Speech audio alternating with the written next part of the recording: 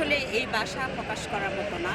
দীর্ঘ ২০ বৎসর পরে আমরা ১৭ বৎসর এক শত্রুর সাথে স্বৈরাচার শেখ হাসিনার সাথে লড়াই করে এই লড়াই আমরা জিতে গেছি।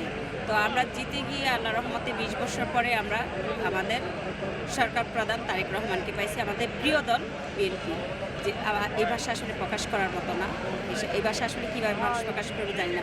তবে আমরা তেগিরা যেই স্বাদ পাচ্ছি, আমার মনে হয় না ৫ই আগস্টের পরে যারা আসছে সাইবেরিয়ান বার্ডস এরা এই স্বাদটা পাবে।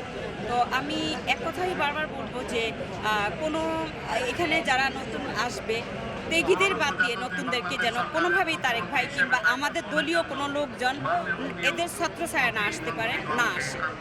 না আসলে আমি যা দেখতেছি যে তেগিরেই আছে, নতুন কেউ আসে না এখানে, আমি দেখি না সেরকম নতুন কেউ আসতে।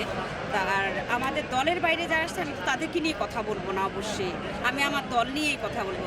তো বিএনপিতে যারা আসছে আমি বলবো যে এখানে আমার প্রিয় লোক অনেকে আসছে, তার মধ্যে একজন মানুষের নাম না বললেই না, যেটা আমাদের ইশরাক হোসেন। ইশরাক ভাইয়া প্রতিমন্ত্রী হয়েছে, আলহামদুলিল্লাহ।